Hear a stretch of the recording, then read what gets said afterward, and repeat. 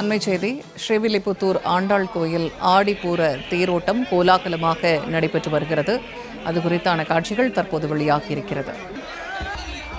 பல்லாயிரக்கணக்கான பக்தர்கள் தேரை வடம் பிடித்து இழுத்து சுவாமி தரிசனம் செய்து வருகிறார்கள். கூடுதல் தகவல்களை தருகிறார் செய்தியாளர் பாலாஜி. இப்ப ஸ்ரீவில்லிபுத்தூர் ஆண்டாள் கோயில் ஆடிப்பூர தேரோட்டம் தற்போது நடைபெற்று வருகிறது. இது குறித்தான விவரங்கள் மாவட்டம் சார்பில் என்னென்ன ஏற்பாடுகள் செய்யப்பட்டிருக்கிறது?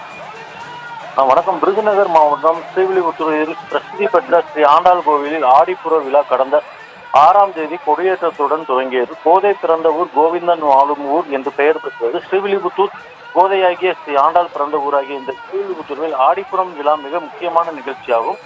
முதல் திருநாளான அன்று இரவு 16 சக்கர வாகனத்தில் ஸ்ரீ ஆண்டாள் ரெங்கமனார் பவனி என்பது நடைபெற்றது. 5ஆம் திருநாளான கடந்த 10ஆம் தேதி 5 சக்கர சேவையும், 7ஆம் திருநாளான கடந்த 12ஆம் தேதி சயன சேவையும் நடைபெற்றது. 9ஆம் திருநாளான இன்று ஆடிப்புற திருவிழாவின் நிகழ்ச்சியான ஆடிப்புற தேரோட்டம் இன்று நடைபெற்று வருகிறது.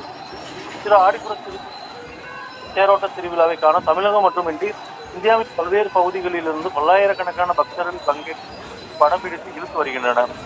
ஆடிப்புறம் எனப்படும் ஸ்ரீ ஆண்டாள் பிறந்த நட்சத்திரமாகும். இந்த நாளில் நடைபெறும் இந்த தேரோட்டத்தில் பங்கேற்று ஸ்ரீ ஆண்டாள் ரெங்கமனாரை தரிசனம் செய்தால் வாழ்வில் எல்லா வளங்களும் பெறலாம் என்பது ஐதீகம். மேலும் திருமணமாகாத பெண்கள், ஆண்கள், குழந்தை பாக்கியம் இல்லாத தம்பதிகள் தேரை வடம்பிடித்து இழுத்தால் அவர்கள் நினைத்த காரியம் நிறைவேறும் என்பதும் ஐதீகம். இதற்கு முன்னதாக இன்று அதிகாலை 4:30 மணிக்கு ஆண்டாள் ரெங்கமனார் உற்சவர்களுக்கு சிறப்பு அபிஷேகம் செய்யப்பட்டு மதுரை கள்ளழகர் சூடி கலைத்த வஸ்திரத்தை உடுத்தி திருத்தேரில் எழுந்தருள செய்தனர். இந்த தேரோட்டத்தில் பங்கேற்ற பக்தர்கள் கோவிந்தா கோபாலா என்ற கோஷத்துடன் வடம் பிடித்து 4 ரத வீதிகள் வழியாக தேரை இழுத்து வருகின்றனர்.